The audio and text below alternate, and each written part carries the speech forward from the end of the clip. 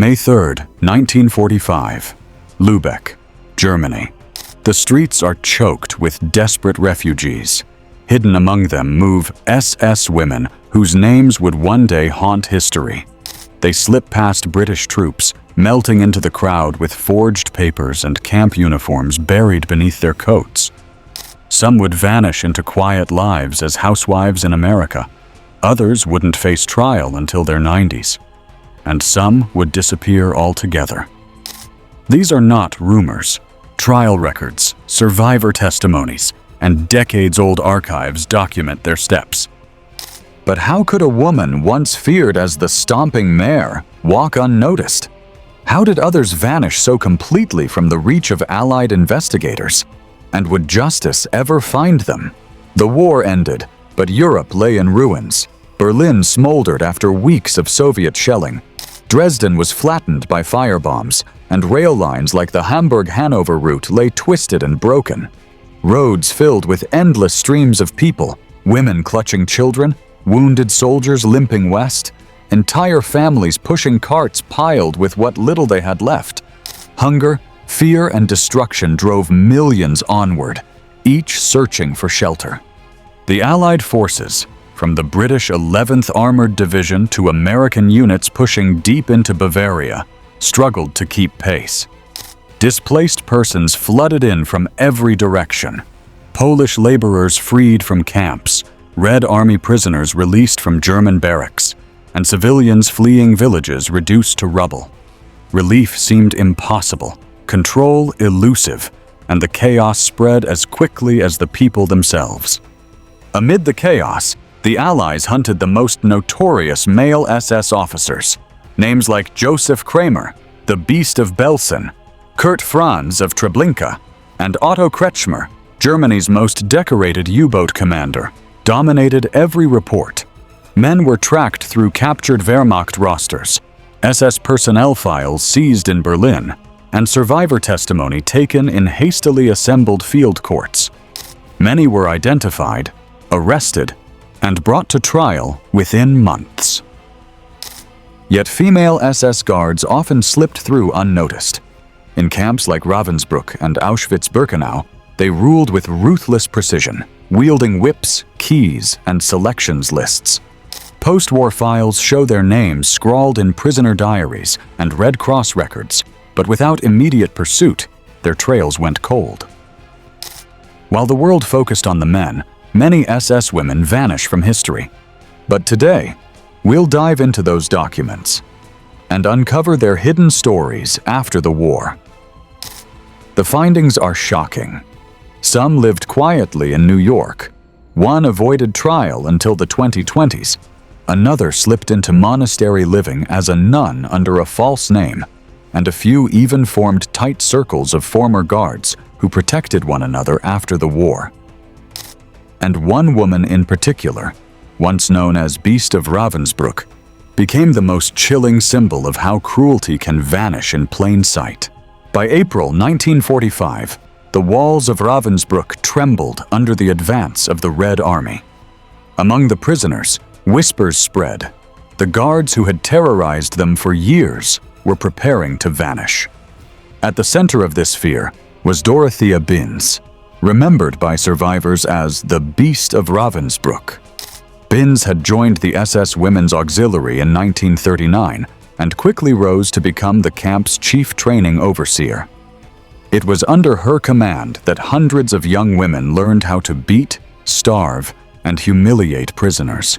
Witnesses recalled her striding through the camp with a riding crop in hand, laughing during roll calls as women collapsed from exhaustion. She was notorious for kicking women to death, dragging prisoners by the hair, and staging public beatings to set an example. To many survivors, she embodied Ravensbrück's cruelty more than anyone else. As the Soviets closed in, Binz and two other notorious guards, Hildegard Neumann and Gerda Steinhoff, slipped away under cover of night. They buried their uniforms, destroyed records, and carried forged papers claiming to be widows or displaced workers. Refugee camps in Schwerin and Lübeck became their hiding ground, where bribes to local officials secured ration cards and train tickets. In the chaos of millions fleeing west, even the most infamous could vanish. But their paths would not remain hidden forever. Steinhoff was captured within a year and brought before the Stutthof trials in Gdansk. Survivors described her brutality in detail: beatings, kicks, and merciless treatment of even pregnant women. She was convicted and executed by public hanging on July 4, 1946, before thousands of witnesses. Neumann's fate was sealed soon after. Tried in Poland in 1947, she too was condemned for her role in selections and executions and hanged in 1948. Binz, however, remained the most notorious prize. Her name appeared again and again in prisoner diaries and Allied interrogations. In May 1945, she was finally captured near Hamburg, living under a false identity. At the Hamburg-Ravensbrück trials in 1947, survivors testified in chilling detail about her cruelty. The court condemned her to death, and on May 2, 1947, she was executed by hanging at Hamelin prison, unrepentant until the end. Her escape had lasted barely 2 years, yet the shadow she cast over Ravensbrück lingered for decades, a reminder of how terror can hide, but not always forever. And yet, while Binz was caught, others slipped away, their trails growing colder with every passing day. By early May 1945, Ursula Scheffler had slipped quietly from Ravensbrück into the chaos of fleeing refugees. She registered at displaced persons offices in Lübeck as a widow, carefully erasing any trace of her past. At Ravensbrück, she had been a lower-ranking guard, supervising work details and enforcing strict camp rules. Though she did not share the fame of Dorothea Binz or Gerda Steinhoff, prisoners remembered her sharp temper and cold efficiency, a quiet enforcer of daily terror. Once in the refugee system, Scheffler mastered the art of invisibility. She moved between camps in Lübeck, Flensburg, and Husum, taking on menial jobs, avoiding attention, and never speaking of her past. She rented small rooms or boarded with families, always under an assumed identity.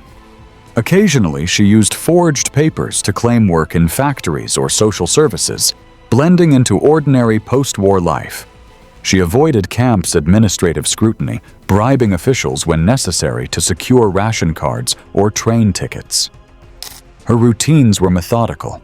She kept to herself, did not associate with former guards, and rarely traveled in large crowds. Over the following years, Scheffler settled in Schleswig-Holstein, maintaining a low profile through the 1950s. She married, held quiet employment, and lived among ordinary neighbors who never suspected her history. In public, she was unremarkable, a ghost in a society still struggling to rebuild from war's destruction. Scheffler never sought attention, and investigators never traced her movements. She existed in plain sight, while the world pursued the more notorious perpetrators. While Scheffler vanished into anonymity, leaving almost no trace of her past, others could not escape the world's gaze, and the notorious few would soon face history head-on. April 1945. The British 11th Armored Division stormed into Bergen-Belsen, uncovering a landscape of horror. Among the emaciated prisoners, one figure immediately drew attention: Irma Grese. Survivors pointed, shouting her name, and soldiers quickly recognized her from prior intelligence. Grese had been a storm of terror at both Auschwitz-Birkenau and Bergen-Belsen. Nicknamed the Blonde Beast, she struck fear with every glance, every crack of her whip, every command shouted across the barracks. Her cruelty was precise, deliberate, and relentless, leaving an imprint of terror that no one could forget. At Auschwitz, Grese had supervised selections, deciding who lived and who died, often targeting children and the sick. At Bergen-Belsen, she continued her reign of terror, publicly beating prisoners, enforcing impossible work quotas, and ensuring fear became the rhythm of the camp. Survivors remembered her voice ringing through the barracks, cold and sharp, and her hands, once seemingly delicate, became instruments of terror. Prisoners whispered about her presence in hushed tones, the way she prowled the camp like a predator, her sharp eyes always watching, always judging. Her capture in April 1945 was inevitable. The British Army arrested her almost immediately, and survivors provided detailed testimony about her crimes. She was tried at the Belsen trial, presided over by British Judge Campbell in September 1945. Witnesses recounted her actions with chilling precision, leaving no doubt of her guilt. Grese displayed defiance throughout the proceedings, but the evidence was overwhelming. On December 13, 1945, her sentence was carried out at Hamelin Prison. Standing on the gallows, she reportedly turned to those gathered and said, "I am proud of what I did." The rope ended the life of one of the most infamous female guards in history, a rare moment when the shadow of terror collided directly with the light of justice. Grese's death marked one of the few times justice caught up with a female SS guard. But while the world focused on the infamous, the ones whose faces and deeds could not be ignored, many others moved quietly through the ruins of Germany, slipping past the spotlight. Among them was Hertha Ehlert, a woman whose survival depended not on notoriety or escape, but on calm calculation, careful words, and the ability to vanish into the background. Even in a room full of chaos, Hertha Ehlert could move like a shadow, quiet, precise, almost invisible. Born Hertha Lies on March 26, 1905, in Berlin, she worked as a bakery assistant before joining the SS on November 15, 1939. She trained at Ravensbrück, then served at Majdanek, where she oversaw prisoners as a female overseer. Later, she was assigned to Auschwitz and its subcamp Reiskow, supervising female slave labor groups, before finally being transferred to Bergen-Belsen in February 1945. At each camp, she enforced discipline and participated in selections, though she operated with a quieter, methodical cruelty compared to notorious guards like Irma Grese. Unlike many infamous women, when Allied forces captured her, Ehlert remained calm, cooperative, and compliant. Her measured demeanor and knowledge of camp operations made her a valuable witness for tribunals. During the Belsen trial, she was defendant number 8. She denied many accusations, including severe beatings and murder, but her testimony helped prosecutors build cases against others. She emphasized her minor role, a strategy that, combined with her cooperation, reduced her sentence. Ehlert was sentenced to 15 years in prison, later commuted to 12, and was released on May 7, 1953. Afterward, she remarried, living under the name Hertha Naumann in Germany. She avoided public attention, worked quietly, and spent the rest of her life away from the spotlight, passing away on April 4, 1997, at the age of 92. Her story shows a different kind of survival, one rooted in caution, legal maneuvering, and cooperation, a stark contrast to the notorious women who faced the rope. In the aftermath of World War II, as the world sought justice for the atrocities committed during the Holocaust, many perpetrators were brought to trial.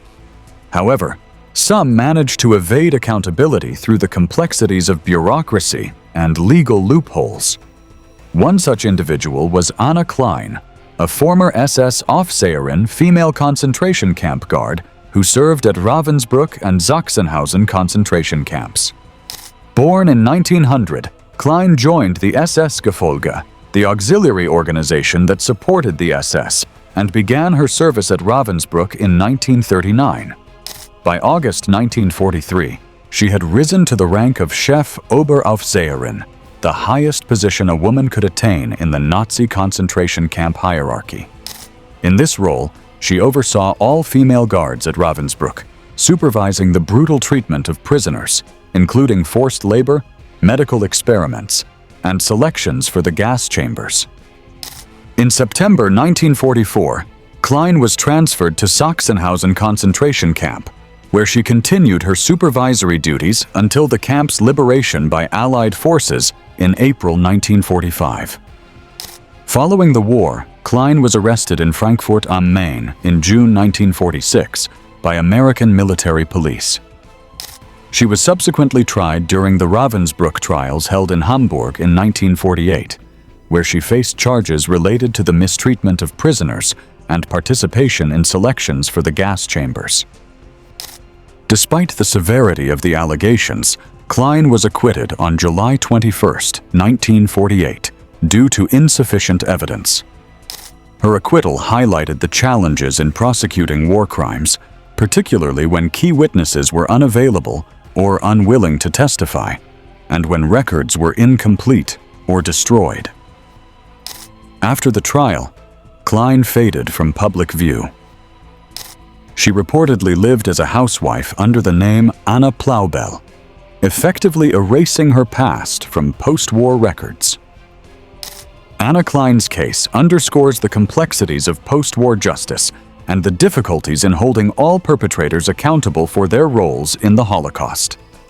While some faced trials and punishment, others like Klein disappeared into the shadows, their actions largely unpunished and unacknowledged. If Anna Klein could vanish into the folds of bureaucracy, countless others did so entirely, leaving behind only whispers in the wind. Unlike notorious female guards, Margarete Buber-Neumann had worked as an administrative assistant at Ravensbrück, managing prisoner lists, transport records, and internal camp documents. Born Margaret Thüring on October 21, 1901, in Potsdam, Germany, she was deeply involved in socialist and communist circles from a young age. In 1926, she joined the Communist Party of Germany, KPD, and later became active in the Comintern, the international communist organization. In 1935, she and her husband, Heinz Neumann, were deported to the Soviet Union, where they worked as translators. However, in 1937, Heinz Neumann was arrested and executed during Stalin's purges.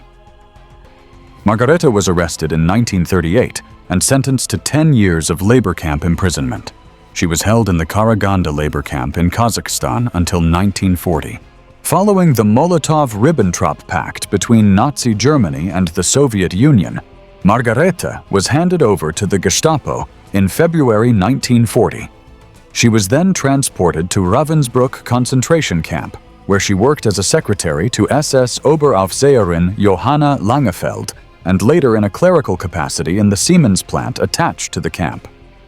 During her imprisonment, she befriended Milena Jasenska, a Czech journalist and translator who was known for her association with Franz Kafka. Their friendship provided emotional support during the harrowing conditions of the camp. Margarete was released on April 21, 1945, just before the camp was liberated by Soviet forces. She narrowly avoided being shot by Allied planes during the liberation and managed to reach the western zones of Germany, where she reunited with her daughters, who had fled to Palestine. After the war, Margarete became an outspoken critic of totalitarian regimes. In 1949, she testified at the Kravchenko trial in Paris, supporting Viktor Kravchenko, a former Soviet official who defected and exposed the realities of Stalin's regime. Her autobiographical account, Under Two Dictators, published in 1949, detailed her experiences under both Stalin and Hitler. In 1980, she was awarded the Great Cross of Merit by West Germany for her contributions to literature and her advocacy for human rights. Margarete Buber-Neumann's life underscores the complexities of post-war justice and the challenges in holding all perpetrators accountable for their roles in the Holocaust. While some faced trials and punishment, others, like Margarete, navigated the gaps in the system, moving quietly through a fractured world. If Margarete Buber-Neumann could navigate the complexities of bureaucracy to survive, countless others did so entirely, leaving behind only whispers in the wind. In the shadowed corridors of Majdanek and later Ravensbrück, Hermine Braunsteiner became infamous for her cruelty. Prisoners whispered her nickname, the Stomping Mare, for the way she stomped on inmates with steel-studded boots. She enforced punishments with ruthless precision, threw children by their hair into trucks bound for the gas chambers, and beat prisoners for even minor infractions. Fear followed her like a shadow, and her presence alone could send women and children trembling. She was not just a guard, she was a symbol of terror within the camp system. Born on July 16, 1919, in Vienna, Austria, Braunsteiner joined the SS in 1939. Her upbringing in a working-class family and early exposure to nationalist movements shaped her path toward the Nazi apparatus. She trained as a guard and quickly adapted to the rigid hierarchy and brutality demanded by her superiors. Her methods drew attention, marking her as both effective and dangerous. After the war, she fled west to avoid Allied capture. Using falsified papers, she emigrated to the United States in the early 1950s, settling in Queens, New York. She married Russell Ryan in 1958 and led a quiet life as a housewife, later working in hotels and restaurants. Her violent past remained hidden for years, a ghost in plain sight among ordinary Americans.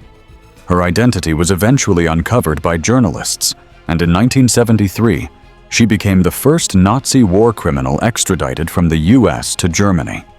Tried alongside other former Majdanek SS members, she was convicted of murder and accessory to murder, facing 1,080 counts of murder and 102 counts of accessory. On April 30, 1981, she received a life sentence, yet decades of anonymity had allowed her to live a full life before justice finally caught up. Health problems, including diabetes and a leg amputation, led to her release in 1996, and she died quietly on April 19, 1999, in Bochum, Germany. Even decades after the camps were liberated, Braunsteiner's trail of violence could not be fully erased, showing that some who escaped justice initially were only held accountable much later, and sometimes only partially. In the cold, dimly lit offices of Stutthof concentration camp, Irmgard Furchner sat at her typewriter, her fingers dancing over the keys. At just 18 years old, she was the secretary to SS Commander Paul Werner Hopp, a position that placed her at the heart of the camp's administrative machinery. Her tasks were seemingly mundane: typing deportation lists, processing prisoner transfers, and preparing execution orders. Yet each document she produced facilitated the systematic murder of thousands. Survivors later testified that her initials appeared on forms that sealed the fate of countless individuals. Her role was not just clerical, it was complicit in the atrocities that unfolded daily within the camp's electrified fences. Born Irmgard Drechsler on May 29, 1925, in Kalthof, Free City of Danzig, now part of Poland, she grew up in a region that would later become a focal point of Nazi occupation. After completing her schooling, she trained as a stenographer, a skill that would inadvertently position her within the Nazi regime's bureaucratic apparatus. In June 1943, she began working at Stutthof, a camp located near the Baltic Sea, where over 65,000 people would ultimately perish. Despite the camp's notorious reputation, Furchner's duties remained confined to the administrative side, allowing her to maintain a semblance of normalcy during the war. Following the war, Furchner's past remained hidden. She married Heinz Gerhard Furchner, a former SS squad leader, in 1954. The couple settled in northern Germany, where she worked as an administrative clerk until her retirement in 1980. For decades, she lived a quiet life, her wartime activities buried beneath layers of time and bureaucracy. However, in 2021, at the age of 96, Furchner's past resurfaced. She was charged with being an accessory to the murder of 11,000 412 individuals and the attempted murder of 18 others during her tenure at Stutthof. The trial, held in Itzehoe, Germany, began in December 2021. Furchner initially absconded before the proceedings, but was apprehended hours later. Throughout the trial, she expressed regret but stopped short of admitting guilt. In December 2022, she was convicted and sentenced to a 2-year suspended prison term. The court acknowledged her role in the camp's operations, but considered her age and health in determining the sentence. In August 2024, Germany's federal court upheld her conviction, rejecting her appeal. The court emphasized that her administrative role had been integral to the camp's functioning and that she had been aware of the atrocities being committed.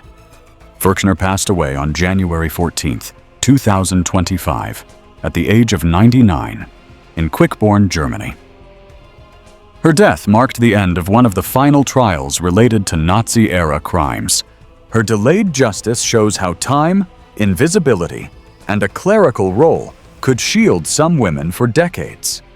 Yet, as legal precedents evolved, even those who seemed to have escaped accountability were eventually brought to face their pasts.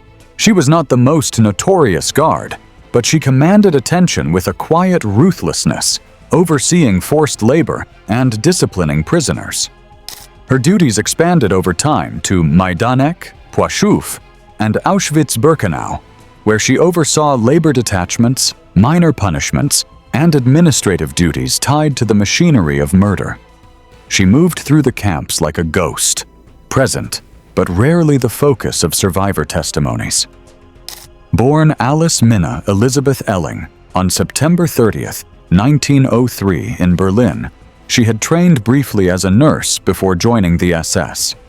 Her move into the camp system reflected both opportunity and ideology. She embraced the structure and authority it offered.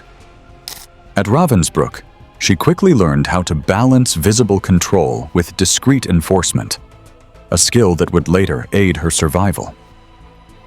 As the Third Reich collapsed in 1945, Orlowski acted with the cunning of someone who knew the consequences of capture. When the Soviets advanced on Majdanek, she slipped out of the camp in early July 1944, traveling west through forests and abandoned villages to avoid military patrols. She used falsified papers identifying herself as a factory worker and registered briefly at small refugee offices in Silesia and later Lübeck, blending into the flood of displaced persons. She avoided checkpoints by taking long detours on foot, riding freight trains when possible, and occasionally bribing local officials for temporary lodging and ration cards. Her movements were calculated to erase her presence, leaving no trace of her SS affiliation in official records. After the war, Orlowski lived quietly in West Germany. She was eventually discovered by authorities and extradited to Poland, where she was tried in 1947 at the Auschwitz trial. Convicted of crimes against humanity, she was sentenced to 15 years, serving roughly 10 before her release in 1957. She returned to West Germany, living under the name Alice Orlowski and keeping a low profile. In 1973, she briefly attracted attention after making a controversial remark about the Holocaust, which led to a short prison sentence for incitement. She was later arrested again in 1975 during proceedings of the third Majdanek trial, but died from natural causes on May 21, 1976, before a final verdict could be rendered. In the suffocating heat of Auschwitz-Birkenau, Margot Drechsler stood poised, her white coat and gloves stark against the ashen backdrop. As a senior SS overseer, she was a fixture in the selection process, her presence signaling the grim fate awaiting many. Her role was not merely administrative. She was complicit in the systematic extermination of thousands, moving between Auschwitz and Birkenau, overseeing the brutal selections that determined who would live and who would die. Drechsler was known for her cold efficiency, often carrying out selections with a detached demeanor, embodying the chilling bureaucracy of the Holocaust. Born on May 17, 1908, In Neugersdorf, Germany, Drechsel's early life remains largely unrecorded. Before her enlistment as an SS auxiliary, she worked in an office in Berlin. In January 1941, she arrived at Ravensbrück concentration camp to receive guard training. Initially serving as an Aufseherin, female guard, she quickly advanced to the rank of SS Rapportführerin, report overseer, under the command of Johanna Langefeld. Her rapid ascent within the SS ranks was a testament to her dedication and alignment with the regime's brutal ideology. In April 1942, Drechsel was transferred to the newly established Auschwitz II, Birkenau concentration camp in occupied Poland. There, she worked under Maria Mandl and collaborated closely with Dr. Josef Mengele. Drechsel was involved in overseeing selections and was known for her brutal treatment of prisoners. She was later transferred to Flossenbürg concentration camp and subsequently to the Ravensbrück subcamp at Neustadt Gliwice. As Soviet forces advanced in April 1945, Drechsel seized the chaos of the collapsing camps to slip away. Disguised among fleeing prisoners and exploiting the confusion of convoys, she moved under assumed identities through the forests and small towns of Saxony. She avoided main roads, often traveling by night, relying on the anonymity of refugees and the silence of terrified locals. At one point, she narrowly evaded capture when a Soviet patrol stopped a group she was with, slipping into the shadows until they passed. For weeks, Drechsel navigated the collapsing Third Reich, always alert, always calculating, until fate caught up with her on a road from Pirna to Bautzen, where former Auschwitz prisoners finally recognized and apprehended her. The Soviets condemned Drechsel to death, and she was executed by hanging in Bautzen in June 1945. Her story ending far from the shadowed halls of Auschwitz, where she had once wielded power over life and death. Elisabeth Volkenrath moved through Auschwitz with a cold precision that earned her both fear and grudging respect. As deputy camp leader, she oversaw the daily roll calls, inspected barracks, and punished prisoners who faltered under the crushing weight of labor. Her hands were never clean, yet she carried herself with the bureaucratic composure of someone doing her job. No more, no less. She was deeply enmeshed in the machinery of terror, her administrative efficiency enabling the horrors of the camp to continue with grim regularity. Born in 1919 in Germany, Volkenrath had joined the Nazi Party as a young woman, drawn by the promise of order, structure, and a path to authority otherwise closed to her. Her early work in domestic service and clerical jobs gave her the skills that the SS prized for camp administration. By 1942, she was posted to Auschwitz, quickly rising to a senior administrative position. She learned to manage prisoners' records, oversee work assignments, and enforce discipline, all with meticulous attention to detail. As the war turned against Germany in early 1945, the SS faced the inevitable collapse of the Eastern Front. By January, Soviet forces were advancing rapidly, and the camp was in chaos. Evacuations began, and the SS organized convoys to transport guards and selected prisoners westward. Volkenrath, aware that her face was recognizable, burned personal documents, discarded her uniform, and adopted the guise of a displaced person. She was no longer a feared officer of Auschwitz, but a widow or factory worker fleeing the advancing front.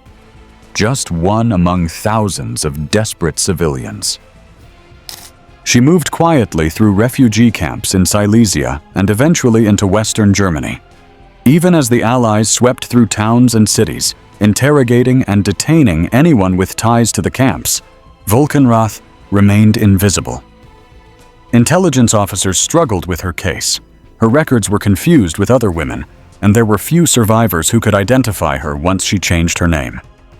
Over time, her trail went cold, and she simply vanished from the reach of post-war justice. Decades passed, and Elisabeth Volkenrath faded into the background of post-war Germany. She lived quietly under an assumed name, working in offices, blending seamlessly into civilian life, her past erased from official records. No trials called her to account, no headlines traced her steps.